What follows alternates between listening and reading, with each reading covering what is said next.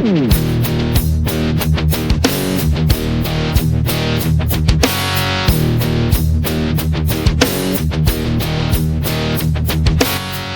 wrestling fans, and welcome to another edition of Talmbout Wrestling, right here on the Black Fitness Network. I am your host, the untouchable J.R. Atkins, and this is your primary destination for wrestling conversation.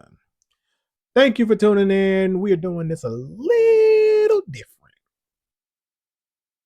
Saturday was nice and raining, and I didn't get up, and unfortunately, I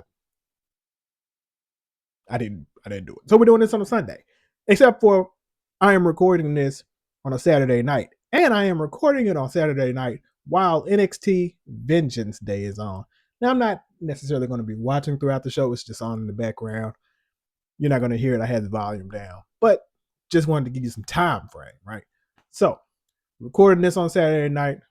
Obviously, you're watching this on Sunday or later, because I'm going to post this up. This is going to be a Sunday edition of Talmbout Wrestling. So, with that being said, thank you for tuning in on this Sunday. Thank you for bearing with me and all my schedule changes and everything like that. Beauty of being kind of independent and, being able to set your own schedule. Sometimes if you need to do that or if you want to do that, you can do that. So this is a great segue. This is why you subscribe to the Black Phoenix Network, whether you're here, whether you're on YouTube, or Spotify, but especially if you're on Substack. If you subscribe to the Black Phoenix Network, you will be emailed whenever these episodes drop, so you will never miss an episode. You will be acutely informed when these episodes drop. So, as always, make sure that you go and you subscribe to the Black Phoenix Network, all right? Make sure that you like this post, that you share this post with your friends. I've got a lot of great interaction over the last week or so. Hadn't done anything for the subscriber numbers, but hey, we're getting there slowly but surely. All right. And if I didn't mention it before, it's a huge thing for me. So I'm going to have to change my intro, because it's going to be like, welcome to the Googleable Talmbout Wrestling Podcast, because as of, I think, a week or so ago, I decided just see what happens when I Google Talmbout Wrestling, and pop, there it goes. Full information.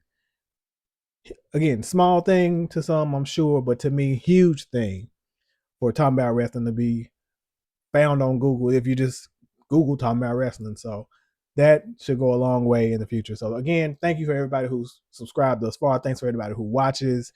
Thanks for everybody who has supported one way or the other.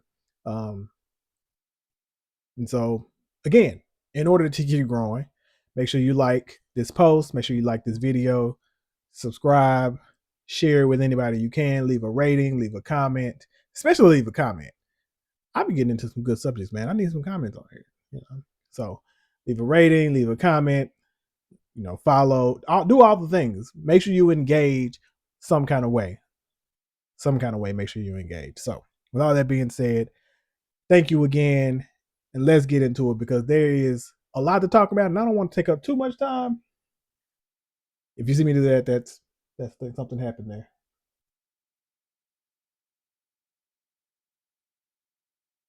That was Lola Vice. Lola Vice just defeated Kalani Jordan in an NXT Underground match. I have no idea how, because I stopped talking to you, but it's neither here nor there. So, again, thanks everybody for tuning in. And like I said, we have a lot to talk about this week. I don't want to take up too much time. It's a Saturday night. I have some things I do need to get up and do, but didn't want to get up and do that without taking the time to come and talk to you all. So, there are some things to talk about. A lot has happened. This probably will be a more WWE focused one. There's things happening in AEW as we build towards Revolution, which is next weekend, but we're also building towards Wrestlemania, and there are some very interesting decisions happening here. So I guess we can almost call this the Elimination Chamber fallout. My predictions were kind of right, but not entirely right? And it's always interesting, because it's just a matter of, when you're making predictions for WWE, it's how does Triple H want to book this? Is he booking this for the match that makes the most sense, or the quote unquote biggest marquee headline match? or the matches that they are going to use to fill out the show. The rumors are that they're trying to go with like 14 to 16 matches total for both nights. So that'd be 8 and 8, give or take, or something like that, between 7 and 8 matches for both nights. So while they have the talent to do it, and you could absolutely make a lot of those matches that make sense, they're not gonna like put a lot of stuff together that you would think they would put together. So the main thing is, from the Elimination Chamber, what I was looking at for WrestleMania, Roman and CM Punk was set the night after the Rumble. I didn't really believe that Finn would win, especially not in Chicago against CM Punk. But I thought there would have been an interesting wrinkle to kind of throw in there and make it a triple threat match. But having him in there made no sense. It, unfortunately, and to a much lesser degree, it's similar to Rock Cena at WrestleMania 29, ironically. And the thing there was, why not add CM Punk as the champion or even as the challenger, so that A, you're not doing the same thing twice. And now I do think that would have made their match bigger, perhaps. We had already done Once in a Lifetime with Rock and Cena. I think having Punk in there would have made it a better match, and that kind of thing. So didn't think Finn was winning, but I thought it would have been an interesting wrinkle. Finn did not win, of course. Great match. Actually was a really good match, but Finn did not come away with a dub. So that sets us clearly on the path of CM Punk versus Roman Reigns for Mania, which like I said, you kind of knew that one was set in stone. It's not changing too much, if at all. They had another promo battle on Raw this past Monday. Obviously, Roman got the better of it the last time.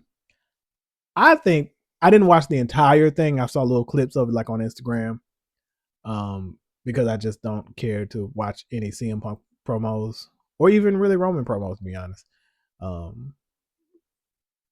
But Roman seems to be cooking Punk in all of these interactions.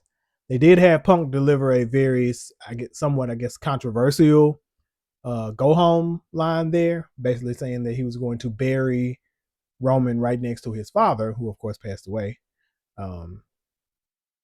fairly recently enough for it to sting, right? So, cool. But I noticed something kind of watching those clips. CM Punk doesn't hit the way that he used to. And furthermore, Roman is like giving him the business. And again, it's a strange thing for Punk. And I think what I kind of came to is like, I feel like Punk can't really be the CM Punk that we've kind of known or expected. Because what do you have? What do you have? What do you have? You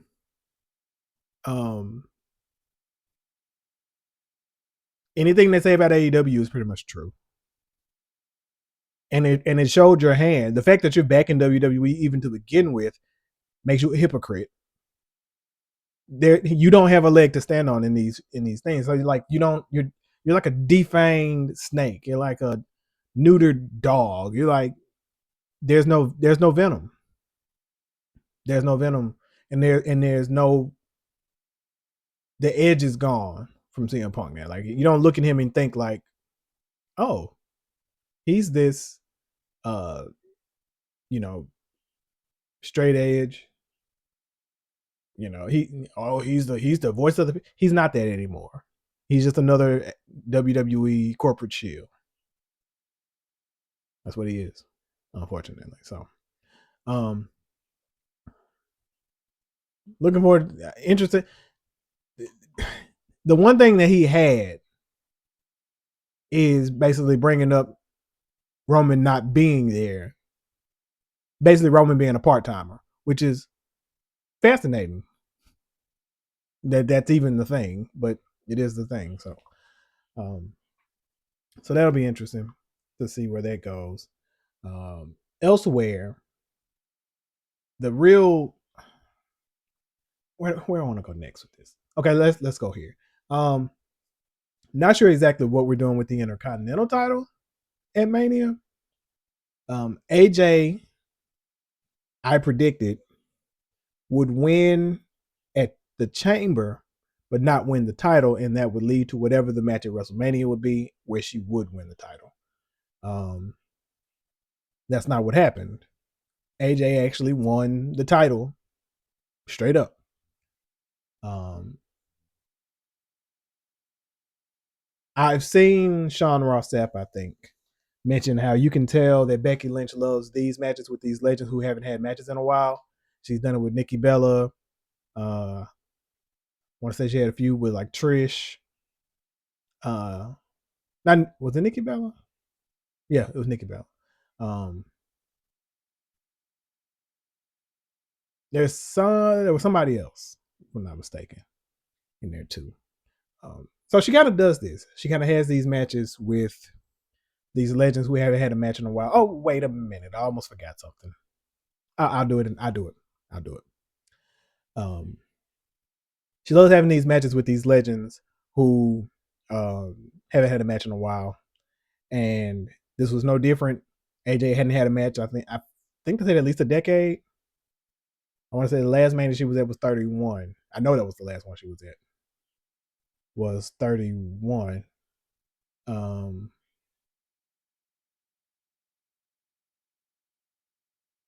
yeah, yeah. So it's been a while, been over a decade, I think. So I think 11 years. Um, and you could kind of see it in the match. She was definitely gassed towards the end, which is to be expected. So, but ultimately, she won the title, and I think they're doing like a gauntlet or something to determine the next number one contender, which I guess Becky will win, and that puts Becky kind of in the quote unquote the catbird seat, that makes her the number one contender, and maybe we're just going to run it back a straight regular rematch um, for Mania. And then does Becky win it back at that point? Because now she's like a what, two-time Intercontinental Champion? So I don't know. I guess that's what we're gonna do. Um, so it's main event time already. Nice. Um, so that's an interesting wrinkle. There's that. So the next two things that we can let's do this. I'm gonna bounce around a little bit. So we're looking at the tag team title division or the situation. So a few no before we even let's get to that. On SmackDown.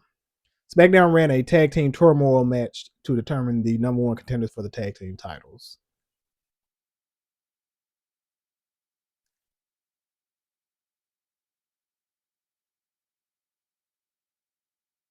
So let me see. Does it say that it's for Mania?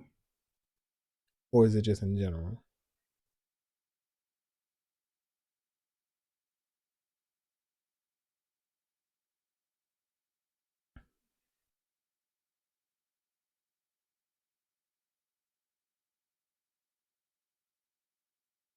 Okay. So let's run through SmackDown. So we had a number one contender match for the women's tag team championships with Alexa Bliss and Charlotte Flair taking on Julia and Kiana James. Winners were Charlotte Flair and Alexa Bliss. Of course, the tag team champions now are the Irresistible Forces, which are Lash Legend and Nia Jax. They won it last week from Rhea and Io, which had I known that before, would have changed my entire pick. And we'll get to that in a minute, but nonetheless. Again, I'm not sure if that means this is for WrestleMania, because that would make sense, or would have made sense. It might be a little different now, but because now it seems like everybody kind of has some different stuff kind of going on, right? Um, so it looks like At some point, we're getting Charlotte Flair and Alexa Bliss versus the Irresistible Forces. I don't know if that's a Mania match, but it could be. We'll see. So of course we had the tag team turmoil. Again, not sure where that's going to be taking place for the men's tag team championships on SmackDown. But the winners were R-Truth and Damian Priest. And again, is that a WrestleMania match? R-Truth and Damian Priest versus Solo Sikoa and Tama Tonga for the tag team titles. When you have Motor City Machine Guns, Fraxium, Wyatt Six, Los Garza was in there, but I don't know. But when you have those kind of teams on your roster, that the match you decide to go with for the main event, for your tag team championship match at Mania, that'll be interesting. So maybe it'll happen on a random SmackDown before. Who knows? Also, it'll be really strange for them to get a WrestleMania match when the Profits couldn't get a tag team title match. What was it? Was it last year? I think it was last year that they couldn't even get a match on the card. So, whatever.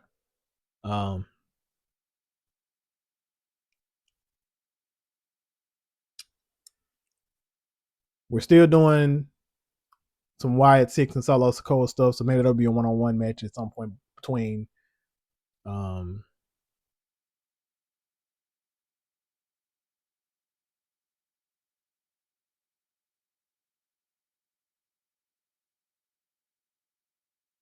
okay, so that's where we are with the tag team titles.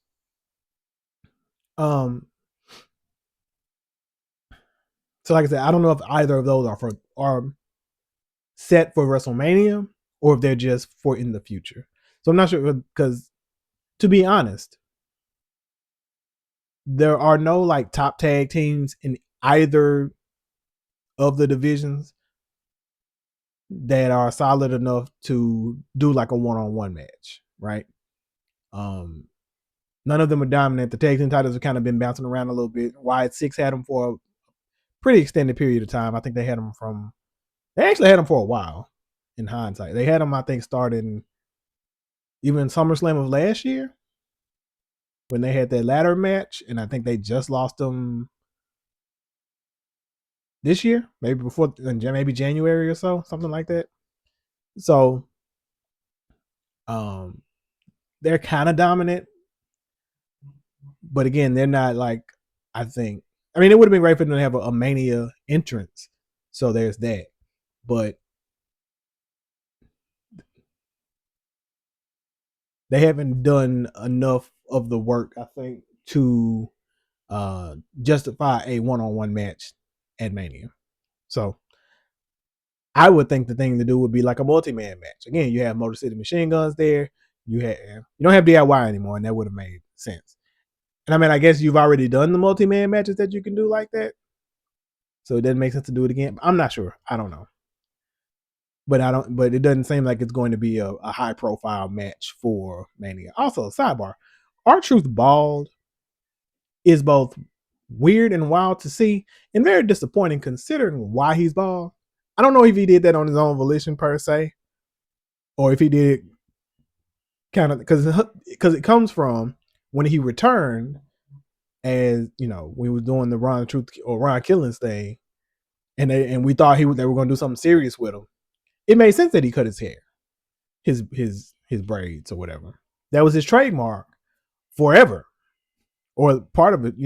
I won't say his complete trademark, but the thing that you knew him for. Seeing him bald now is like, it's gonna take some getting used to, because you had them braids since the '90s, or at least the early 2000s. So I'm pretty happy in the '90s. Damn. So, for that to have happened, I don't know if that was a move like, you know what, in order to solidify that I'm back and I'm something different and we're gonna do something serious here now, I'm gonna make this move, and then to do that and then not to do anything with them, it's just, yeah. Anyway, So that's kind of on the SmackDown side of things. On the Raw side of things, even went with that on the tag team front. The Usos are the champions, and that's a good look, right? That you're probably going to get the Usos in a tag match for the tag team titles, but against who? Now, not going to happen, especially because I think he's probably out injured. Maybe I don't know what his status is or either their status. Usos New Day still could have been a man because I don't think it's ever been like a straight up 1-on-2 tag team match at Mania. Could have been a something that you could have hung Mania on, and it's a lot. They're two completely different teams than they've ever been in that feud, and they've been feuding for a long time. So, could have been that if the Vision wasn't cursed, they could have been that. But everybody in the Vision is hurt. Bronson Reed's hurt. Braun Breaker's hurt. Seth was hurt. May still be hurt, but we'll get that in a minute too. So not really sure what we're doing with the Raw Tag Team titles either.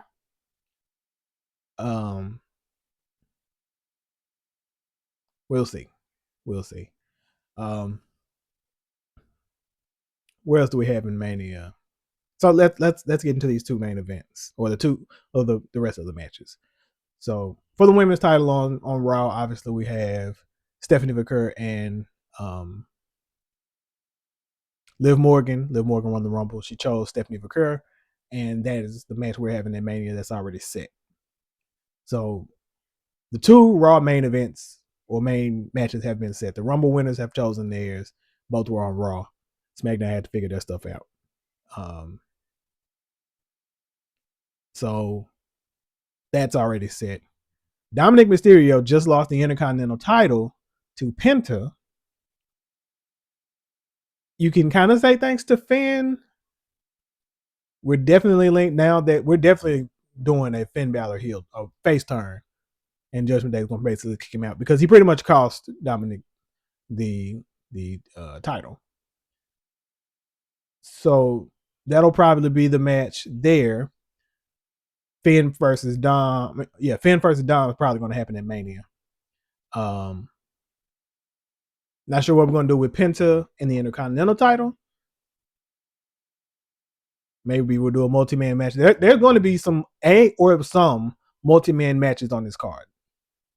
Has to be. It almost usually is, and I'm sure it will be here as well. Also, what happened at Elimination Chamber? We had the debut of Danhausen, which got a little mixed reaction. It was a very WWE'd up version of Danhausen. Of course, it would be. I think it's a good fit. The stuff they've had him do on TV since he's debuted has been very, very nice and very evil. And actually, he factored in to Dom losing the title because he cursed Dom before the match. So here's the thing. You got to make that mean something. Like, it doesn't have to be like a serious thing, but you got to like do it enough that you start looking at it like, is it a coincidence or is he really? So you got to kind of make that a thing. I don't know what he does for Mania. Maybe nothing. He doesn't have to have a match. He just needs to like have a segment or something, and he will. So there's that. I didn't see this as it happened. Apparently, there was the Gunther Dragon Lee thing. He took the mask off of Dragon Lee. There was this whole controversy about them showing Dragon Lee's face and somebody saying something about it or getting reposted. There was a whole lot of drama that seems to not have made any sense. Not even concerning myself with any of that because it seems silly. So a lot of interesting things happening in WWE. So let's get to these. It's SmackDown where it starts to get kind of weird. So before I get to the main, I guess the main event, the WWE Championship aspect of things, let's get to the WWE Women's Championship aspect of things. Let me start this by saying I am not a fan of the breaking the fourth wall. We're on Twitter taking shots at each other, having back and forths and doing that thing as a means to like work the fans into thinking that the story is more serious than it is, or and blurring the lines of kayfabe. I'm not a fan of that, and I know it's like using what you got to kind of do what you're trying to do. Not a fan. I am not a fan. I am not a fan at all, at all, at all, at all. Um, I'm just not. There's no, to me, there's no reason to do that for real. For me, there's no reason um, to even like, it's especially when you start to get into kind of some real life things there, right? When you start to get into things like mentioning stuff that happens behind the scenes, like in this WWE Unreal era, where you're trying to make, like, I guarantee this, what I'm about to talk about is probably going to end up on whatever next season of Unreal. I can almost bank, you almost bank on it. So I'm not a fan of that at all. Like it's cool if everybody's cool and you can tell ultimately it's cool. But when you start like breaking into stuff that's like, hey, that doesn't sound like it, you know. I don't need to be worked that way. If it's a work, I don't need to be worked that way. Keep it cool, keep it funky. So I say all that to say, after Rhea's win, sidebar, let's go back to Chamber before I even go that far. Let's go back. So my pick for the Chamber was Tiffany Stratton, because run back there, rematch basically, which actually would have been the third match in the series, but still, the rubber match, I guess you could say. If I had known that Rhea and Io were going to drop the titles the night before the Chamber, I would have changed my entire pick, because there's no way that Rhea is in that match and Jade is the champion, and that's not the thing we're going to do. So I absolutely would have picked Rhea had that not been a thing. I thought the tag team title, and I thought her in particular being the tag team titles, gives you another marquee match that you can put her in and do something with Tiffany Stratton and Jade. That made sense. But I probably shouldn't even have thought that much. So fast forward to the match. Rhea wins the Elimination Chamber. It's down to her and Tiffany Stratton. She pins Tiffany Stratton for the win. And then immediately Jade starts doing this tweet storm, basically. But it starts to get into these weird spaces about like them talking about Rhea being in creative and I guess jockeying for positions and this, that, and I was like, and then Rhea claps back, and then like Chelsea Green gets involved, and like Piper Niven gets involved. And it's just all off-putting. It's just all off-putting. Sidebar. For anybody that's watching this, I am certain, I can't see it now, but I am certain that by the time I upload this, that the audio and the video are probably going to be out of sync, because I can see that I keep doing this freeze thing as I'm recording. That usually means that my audio is going to screw up at some point. So if the audio is off from what you're seeing, my apologies. But I'm not even sure what's happening here, so forgive me for that. But anyway, so they start getting into this tweeting back and forth thing, and then the reports come out. They're like, no, this isn't a work. There's no, but we're fine with it, because I mean, it'll make the match, it'll sell the match, but it's not a work. We don't have any concerns about them not working, because and that's my thing. Like, I don't think it'll go off the rails. It's not going to do like even with Charlotte and Tiffany last year. I didn't think like the match would suffer. Charlotte can be kind of weird sometimes with that in the ring. But like for the most part, she does business. Like the only real instance in the during the match that I can recall is the Nia Jax situation. Um, but I didn't think it would get to that. Like it got wild. It got wild for really. It's really doing it right now. It got wild for the promos leading up, but it wasn't bad for the actual match. Now the match wasn't great either, but they work together. So I don't think it's going to be the same thing with Rhea and Jay. They'll work together. It'll be fine. But we didn't need that, right? So the match is set. Is Rhea and Jay for Mania. We have that set. So now everything happened all this week. There was all this talk about the talk from Twitter. And that leads you to, actually, I'm going to be honest. I think all that happened Monday before Raw even. So between Saturday night when she won the Chamber and Monday night for Raw, all this had transpired. So she makes a appearance on Raw and basically says, I'm going to be on SmackDown. Since you got so much to say to me, why don't you say it to my face? So we get to SmackDown. Rhea's there. Actually, I don't even know if she said the part about it. So she might have. But I know she said it on SmackDown. I watched that segment. And so I was like, okay, so what are we going to do here?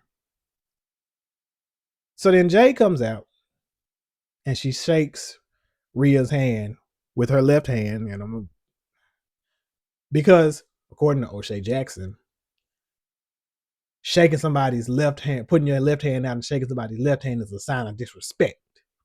And it probably is. Aside from just being weird, because most people shake with their right hand. They're like, maybe it is a sign of disrespect. I don't say it as that, but could be. Whatever. And I guess that's the subtlety if you want to get into. She subtly is showing that. Okay, fine, whatever. Okay. And then Jay goes on to say, I respect you. And then she starts going into like her physique. Oh, your arms are big, but mine are bigger. Your legs are muscular, but mine are bigger. You're strong, but I'm stronger. And I'm gonna beat your ass because I'm that big. And it's like, is that the angle we're taking? And then Rhea comes back and she's like, yeah, well, you may be bigger and you may be stronger and you may be more muscular, but your body's built for show and mine is built for fight. And it's like, is that what we're doing? It's like we couldn't find anything. Were we nervous because of the stuff that happened on Twitter? And we don't want to stoke the fire because we had that issue with Tiffany and Charlotte last year? It ain't even that it's boring. It's just like, what is this? What, like, why? Not even that it's the basis of the feud. The basis of the feud is the title. I know there's something else we could have done besides that. I'm sorry. They feel like they phoned that in. So that's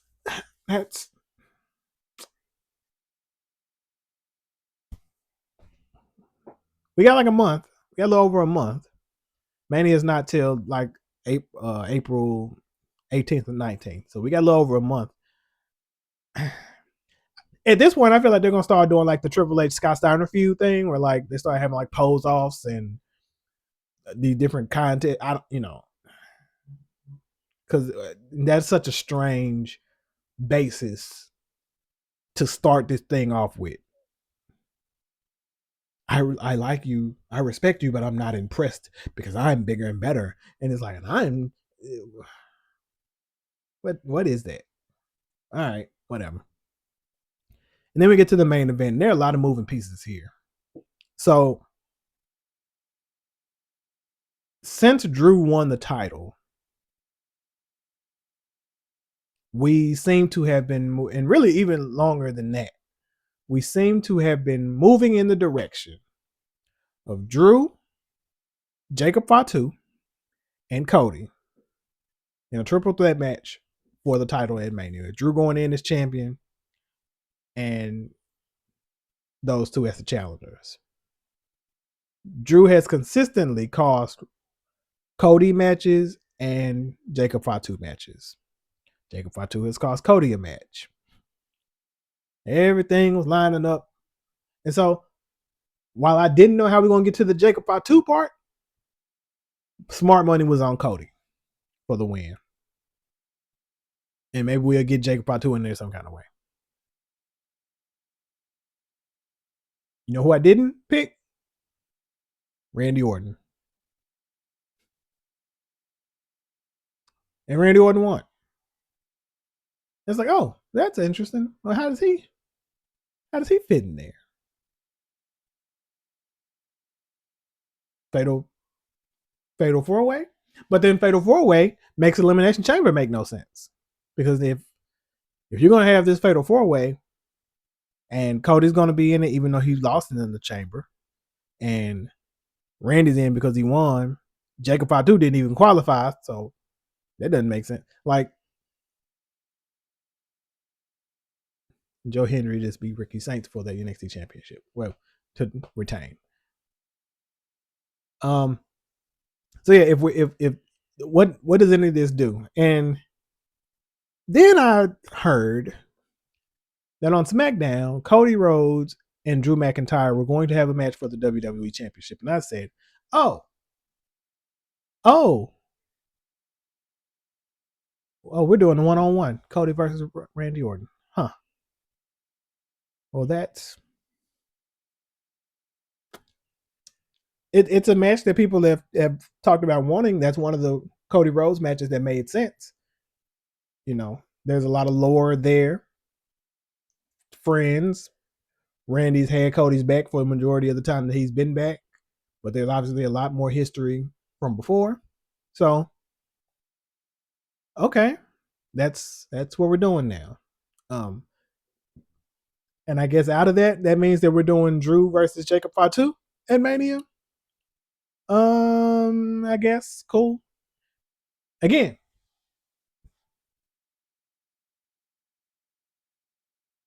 it would have made sense to do the Fatal 4-way, but like I mentioned at the beginning of this, there are a lot of matches that rather than put them together to pad out the show, they're going to separate some stuff. This is one of those things that I think makes sense to be separated. And now I want to say that it makes sense to be separated because I would have preferred the Fatal 4. It makes sense. I'm not going to say it doesn't make sense. Now, it's even the fact that Cody gets a match, even though he lost at the Rumble, he lost at the Chamber. However, Drew is the reason that he lost both of those times. So I can't even say that it doesn't make sense because it does. Like I said, because Drew was the reason that he didn't get those opportunities. So okay, fine. But it's not what we wanted. And here's the thing: that there's some interesting things happen. Sami Zayn, I think. So there's a lot of stuff about whether or not Sammy's going to win the championship at any point. I actually do think he probably will win the championship by the end of the year as a heel, though, which also is kind of strange because why not ever give him the babyface thing? But from some of the interactions he's been having back, and I think Cody's probably going to go heel too at some point, but I'm not sure which one. One of those two will turn heel this year, and I think Sammy will be the one. It could be both, but I do think Sammy wins the title this year because I can see where they're kind of. It seems like they're going towards. I can't say I can see because things that I apparently can see don't mean that they're going to happen. Because I thought at least triple threat for Mania, at least Fatal 4 once you get Randy Orton involved. I've seen people say, well, add Sammy in there too, because Sammy is kind of hovering in that space with them. He had interactions with Randy Orton and Cody Rhodes on SmackDown last night. So you can absolutely have thrown him in there. I want to say there was somebody mentioned the sixth person. I'm not sure who it was anymore. But yeah, I mean, go balls to the wall with it. It doesn't like because then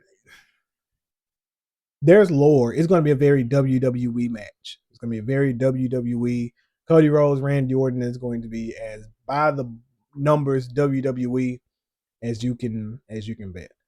Jacob Fatu and Drew McIntyre is a marquee kind of, I wouldn't say marquee, but it's a big match, that you can have on that card as well. So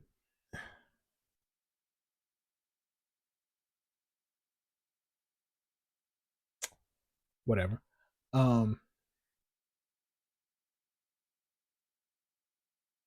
okay, sorry, I was reading something. Um so I mean,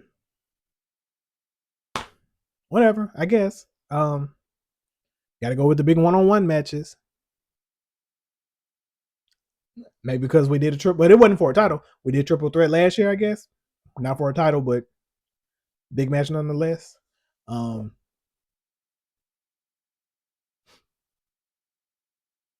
I think we could have I think we could have done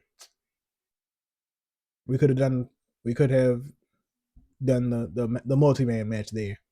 But again, you could have done that and then given other opportunities elsewhere. But I guess because they're trying to pad out the shows, and I think a lot of things now in there too in play because now they're doing this hour free. So the first hour of Mania is going to be shown. They're coming on an hour earlier than they were supposed to at first, and the first hour is going to be shown on ESPN2 on night one, and ESPN proper on night two. So that first hour, they're definitely going to pack with either one or two matches that are going to be pretty big to kind of entice you to. I'm not even sure what, because it's not like you can buy it on pay per view. Like getting the damn app is a headache. Like I don't even know where I'm going to watch Mania this year. So because I'm not getting the app. Dave and Buster's is trash. So hopefully they're showing it like in movie theaters in Nashville, and I'll go up to Nashville that weekend and watch it. But other than that, like, dude, I'm not looking forward at all. Um, so that's where we are right now with Mania. Um, I don't think Jacob Fatu had anything to do with Drew losing the title, though that would have made a lot of sense. I don't even think Jacob Fatu was on the show. Again, which would have made a lot of sense. We'll probably start building towards Drew and Jacob next week on SmackDown. So, because I'm pretty sure I'm almost, if this is the way we're going with Randy and Cody, then we're almost certainly going with Jacob and Drew because again, that kind of the only thing that makes sense. There are a lot of people who feel a way about Cody being champion again. For me, it just makes sense that he would be. The minute they made the match, you just knew that's what was going to happen there. Unless, I mean, yeah. So there's that. And let's say so far that's where we are with Mania. There's a lot of other pieces that need to fall into place, but it's still early. Like I said, it's over a month away. A lot of time to do a lot of things. Trick still needs something to do. Carmelo needs something to do. Ilya's still in there somewhere, so maybe they'll do something with that. Brock has his open challenge out there. Oba needs something to do. That makes a lot of sense. Pretty sure we're still doing El Grande Americano versus the El Grande Americano. That's going to be a thing.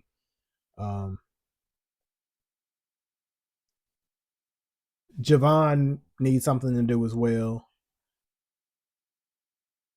And like I said, and I have no idea about any of the tag team pictures because from the number one contenders we have, I'm not sure if those are Mania matches or not, or if they're just somewhere between now and Mania. We're going to have those matches, and that seems more likely than anything. But there's that. So we're gonna leave it there. There were things on AEW as well, but I wanted to cover mainly because the WWE has a lot. Like I said, we're getting into that space, that time of year with Mania, where there's a lot of moving pieces and some things are falling into place the way you thought. Here lately, they're not falling into place the way you thought because what? So go figure. We'll see. The WWE product is an interesting one these years. I won't even say that it's bad. I'll just say it's interesting. Triple H's booking is interesting. So there's that. But his career is interesting. So with that being said, let me get out of your hair because I got things I need to do. Like I said, happy Sunday. When you're watching this, happy Sunday because it'll be Sunday. Enjoy your Sunday wherever you are. Again, thank you for tuning in to the Talmbout Wrestling Podcast. Thank you for tuning in to the Black Phoenix Network. Make sure that you like, you share, you subscribe, you comment, you leave a rating, you leave a review. Follow me here on Substack. Follow me here on YouTube. Follow me on Spotify. Black Phoenix Network, Black Phoenix brand. Make sure you check in and, show some love. Engage. Tell a friend, tell anybody. If you know anybody that like wrestling, and this is a very WWE-centric show, and I didn't even really bash WWE like I probably kind of tend to do sometimes. This is misleading. If this is your first time watching this show, I don't do this often. A lot more AEW, but we're getting in that time of year. Sometimes you got to do a WrestleMania build show, and there were a lot of moving pieces that kind of finally fell into place as to where we're going for Mania. So keep that in mind as well. So this is your first time here, again, make sure you like, share, and subscribe. Subscribe, especially. Want to run them numbers up, okay? Thank you again for tuning in to the Talmbout Wrestling Podcast. I'm your host, the Untouchable J.R. Atkins. And before I go, I knew I was going to forget. I almost forgot. Forgot to do it at the beginning of the show, but I'm not going to let you leave without getting the shirt of the day.